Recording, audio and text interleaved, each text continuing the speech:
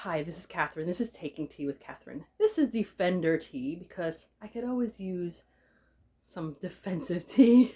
It's from the Astoria Tea Company. It's made from, I think it's called Greek sage and marigold. The company is quite Greek, the Astoria Tea Company. Um, and it's supposed to be anti-inflammatory. It's supposed to be good for the respiratory system. Um, I was going to show you the flowers in here because they're quite pretty. They're all dried up and they're quite big, but I can't seem to open this right now, and I don't want to be struggling on this video. Oh wait, I got it. Not too many funny faces, right? So there you go. It's kind of nice, right? Like I said, did I say this already? I don't remember.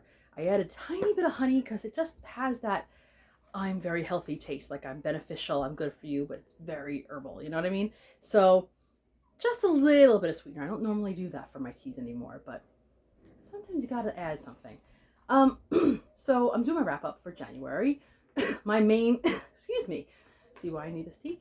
My main focus in reading in January was reading about books. I had a little event that I hosted called Read About Books in January, which I was excited about, and I had a good amount of participation. Thank you all, whoever participated. And to me, it's never over. Reading about books is something I do all year, but it was just like the hyper focus.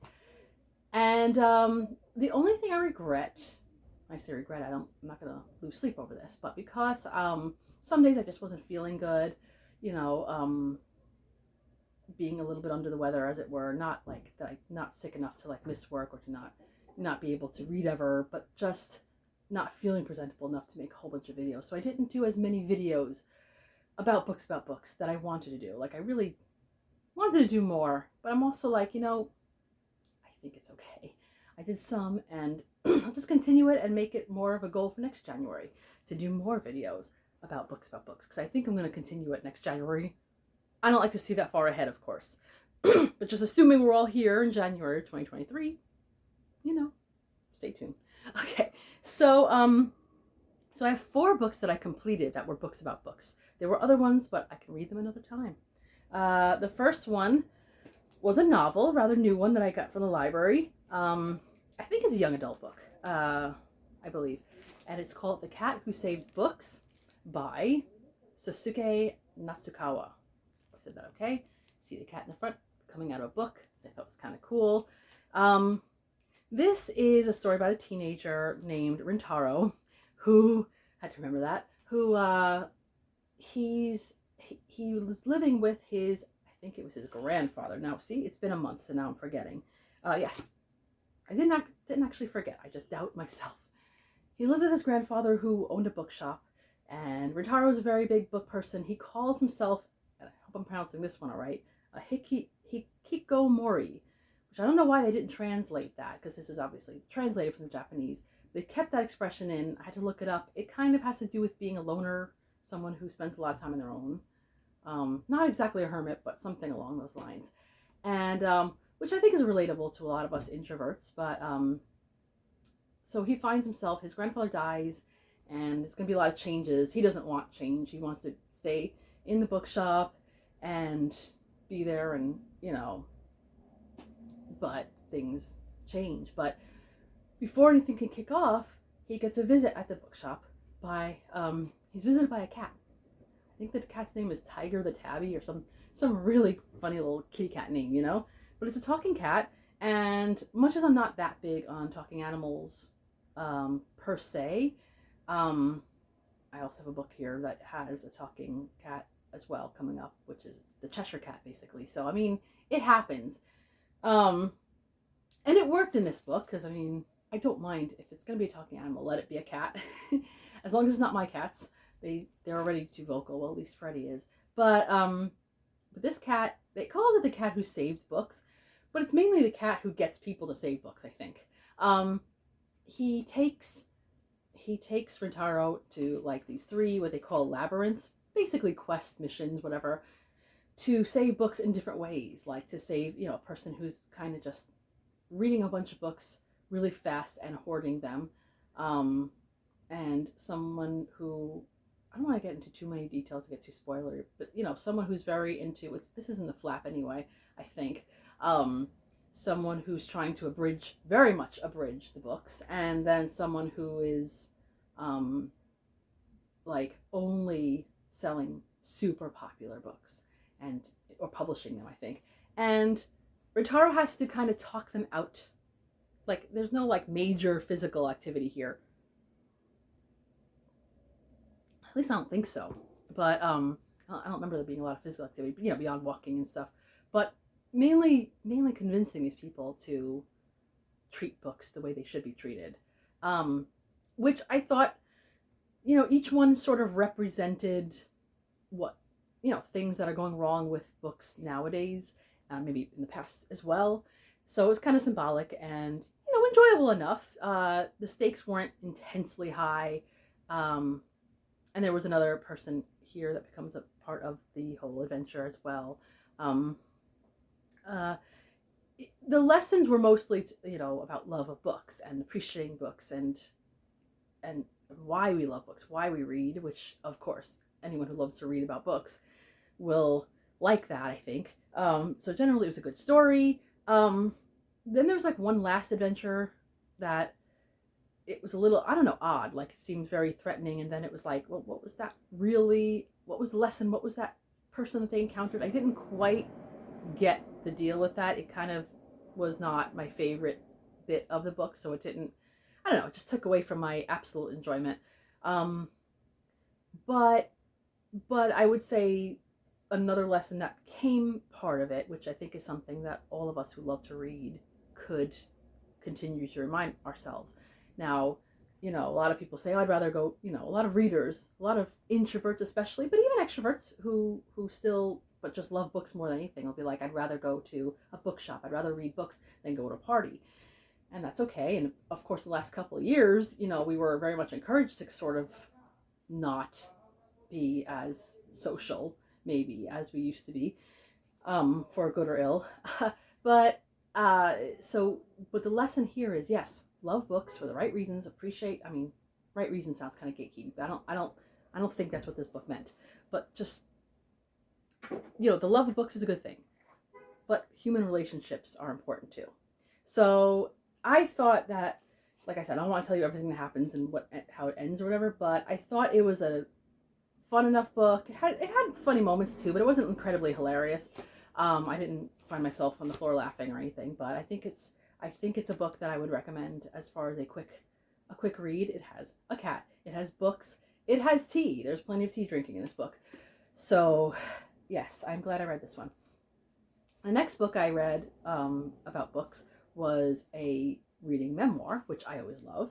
Even when it's not my favorite book, I still love people talking about their love for reading and how reading affects their life. That's a big thing on BookTube. So this is A Girl Walks Into a Book: What the Brontes Taught Me About Life, Love, and Women's Work by Miranda K. Pennington. So Miranda just goes through her life so far, and its relationship with Jane Eyre novels, mainly, culminating in a visit to the home of the Brontes, which is something I haven't done yet, which I would like to do someday, maybe. I'm not like rushing to do so, but I wouldn't mind doing that. Like, I love the Brontes. I excuse me,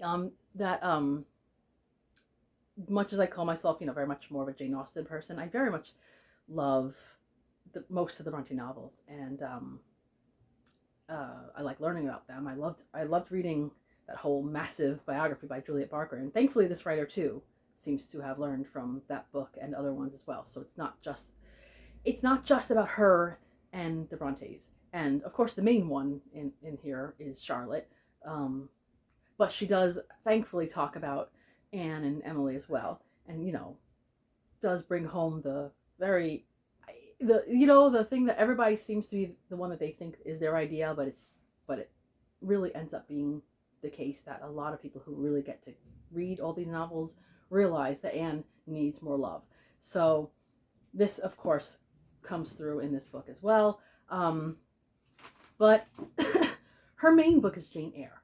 So that is something that she's been reading since she was young, and then rereading very often in her life, and it teaches her something different throughout her life. But so do the other books. So it teaches her a lot about life in general, yes, but and her career and friendships, but a lot about certain like relationships, and mainly a big one comes into play as the book goes on, and all the ups and downs.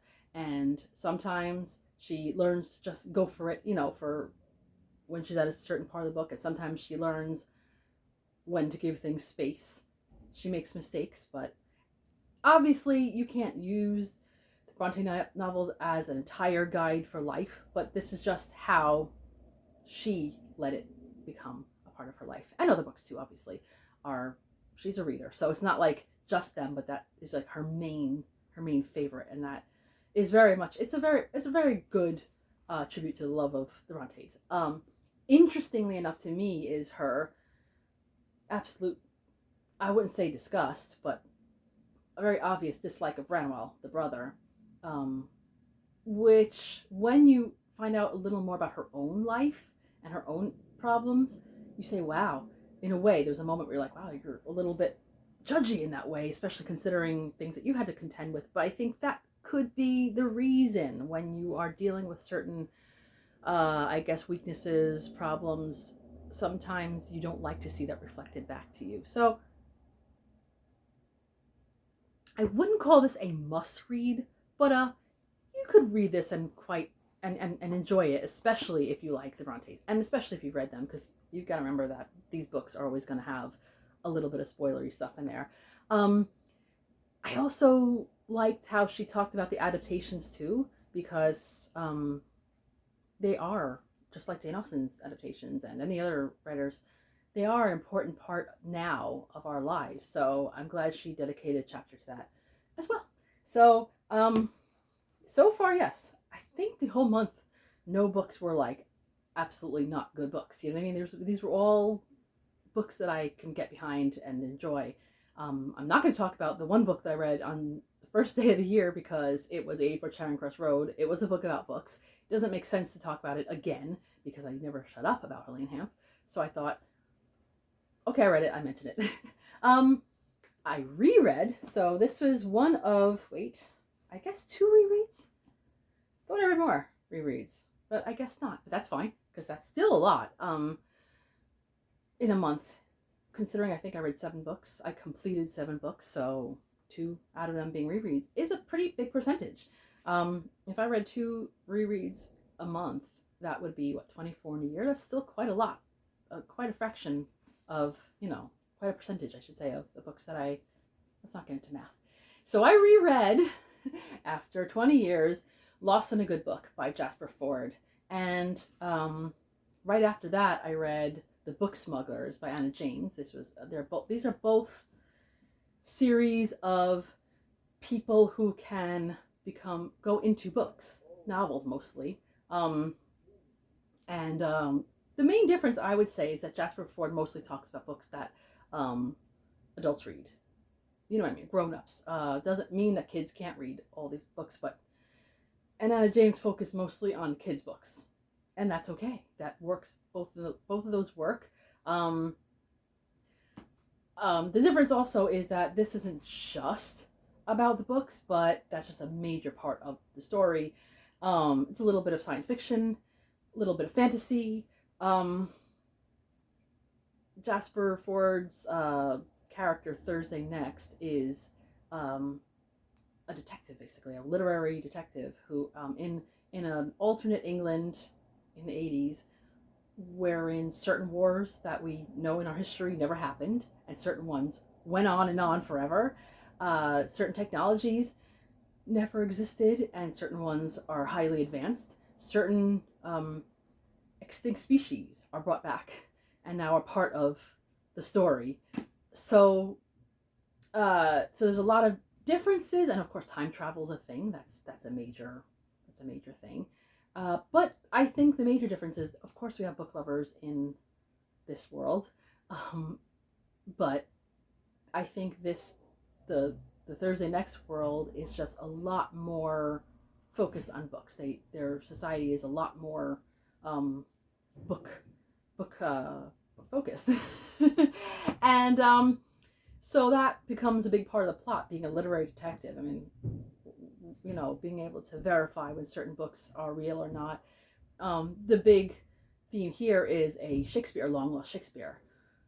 and that suddenly comes into existence. You know, someone finds this long lost Shakespeare and they have to verify that it's real, and this makes a very big deal. So that is a big part of the plot. Meanwhile, this is second book, so I can't give away everything that happened in the first book, but Thursday Next is dealing with repercussions of her actions, which were mostly heroic, but still in the air affair, which is the first book. So she's just dealing with some of the fallout because she made some enemies as a result. Not only outwardly, but even within the the organizations that she works for, but especially this major organization called Goliath, which is like this huge corporation that is just part of everything. And it sounds like certain organizations that exist now, but it's 2002, so I'm not sure if that's what he was referring to. But you know, it is kind of relatable in some ways how certain big businesses have become a major part of our lives before we even realized it happened. Um, and there's a toast marketing board. And then cheese is kind of not endangered, but there, people like this black market cheese everywhere. I don't know. I think that's kind of funny. But of course, the big deal for me, why it's a book about books, is that Thursday Next has this ability to jump into books. So, was it she the one who calls it book jumping, or is it these people? These are book wanderers. Okay, I think this is book jumping. And in doing this, some people want to use her ability for, their own means, but also she has only recently learned that she's able to do this, and so she needs a bit of training. So she gets, among other situations that happen, she gets paired up with as an apprentice to Miss Havisham in Great Expectations, who is hilarious.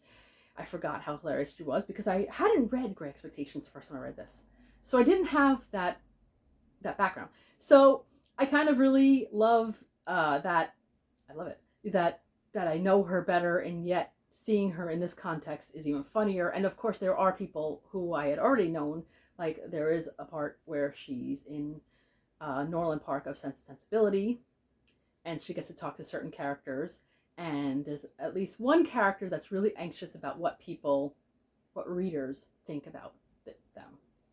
And I love it because it is probably not a favorite character to people. So Thursday has to kind of be tactful. I don't want to tell you anymore, but if you like, especially classics, mostly English classics, but other ones too, then this might be fun for you because it brings them to life in a different way. So Book Smugglers was good too. The only thing is, and this is something I tend to do, I don't know why, but somehow I put this one on hold and I didn't see that this was the fourth book, and that I maybe didn't see the third book when I went to put this on hold at the library. Oopsie. So I got, there were certain things that I realized that I shouldn't know yet. But whatever, I decided, once it was only a few pages in that I realized, wait a minute, this is not following the book I read last year. It's not. Uh-oh. And I was like, should I just wait, find that book, put it on hold, and then wait to read this one? And I just didn't want to wait. I wanted to read this one, so I thought, let me do it. And in this case, the main character's name is Tilly, as in Matilda Pages, and her father, her grandparents have a bookshop called Pages & Co., and there was not enough of the bookshop in this book. That was my biggest criticism. The other two books, there was a little more of the life inside the bookshop, which I love, of course. But I'm not going to complain because I know they have to change things up a little bit. But her grandfather is sent a copy of The Wizard of Oz, and somehow he's poisoned and cannot wake up from this deep sleep. So, and meanwhile, a character that was in the third book that I didn't know about shows up with another character, and now there's a whole adventure to try to find a way to an antidote to this poison. And they got to find out, and they have to deal with some really nefarious people. The only thing I didn't like, because again, it was a fun story, and there's a really fun train that goes through Storyland, and there's characters that I don't know about yet, really, that I'm going to find out if I read the books. The Railway Children. I have not read that yet, so, but there are other characters. Obviously, I've read The Wizard of Oz, so I knew about them. And Anne Shirley shows up at least once in the book, and which is a continuing character in the series, which I'm glad, because Anne Shirley of Anne of Green Gables is one of my favorite characters of all time. So I'm glad she's here.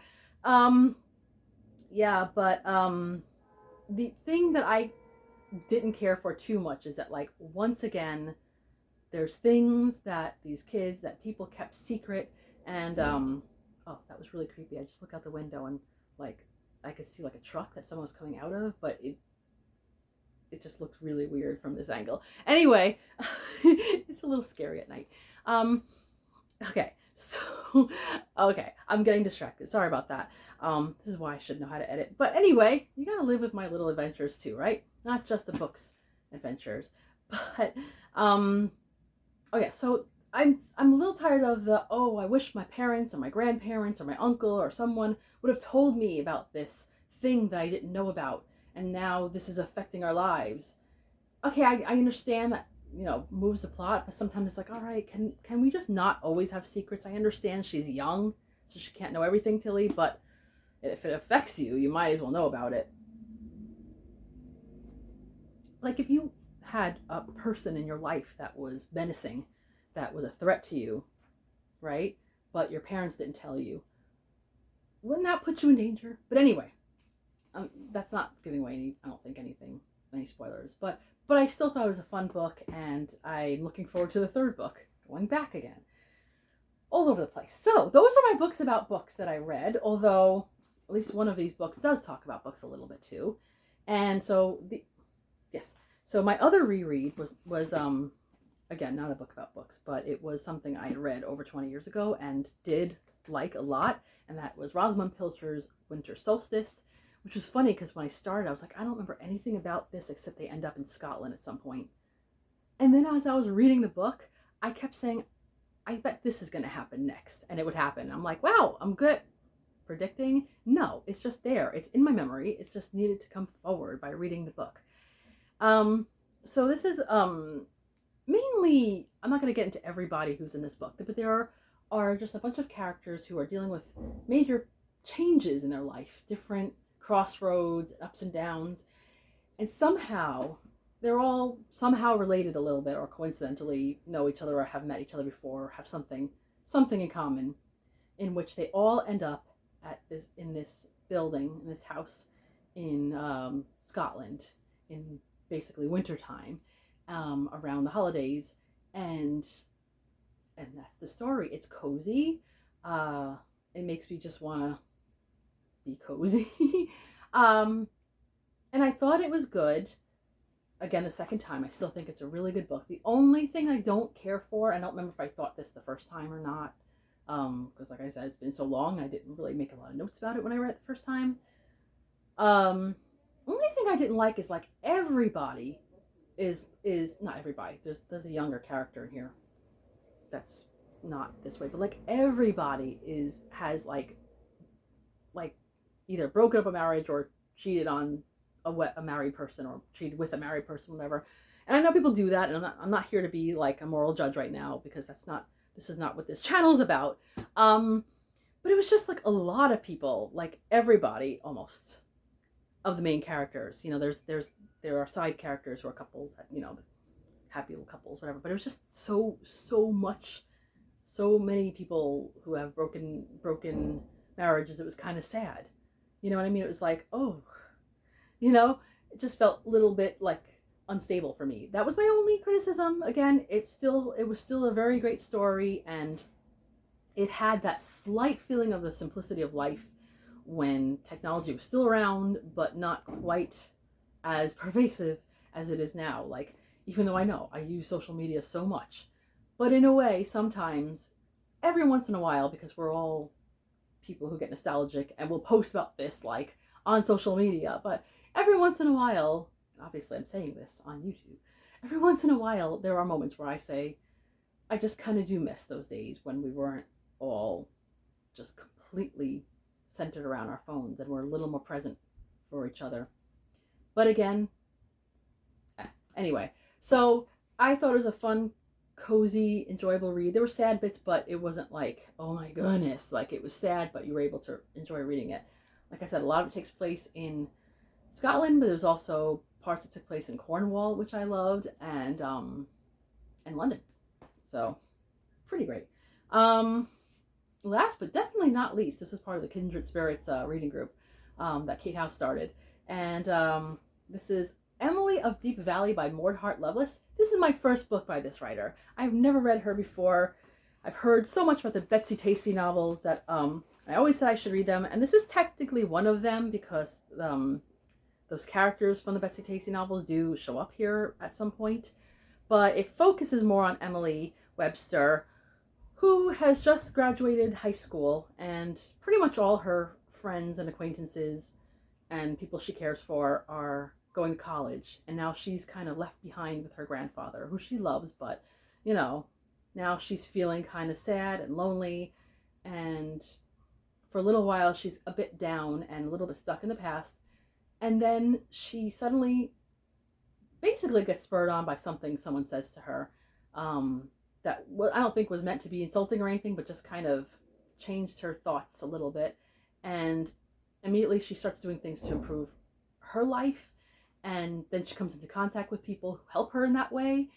She helps organize certain things, and she helps families in nearby Little Syria, people who have come over from Syria, which I think when I did some reading up on that, these were people who came over from like Syria and Lebanon who sort of maybe for religious reasons they were maybe more Christian and wanted to be able to practice that. I think that's the main reason they came over to the United States and specifically here to Minnesota.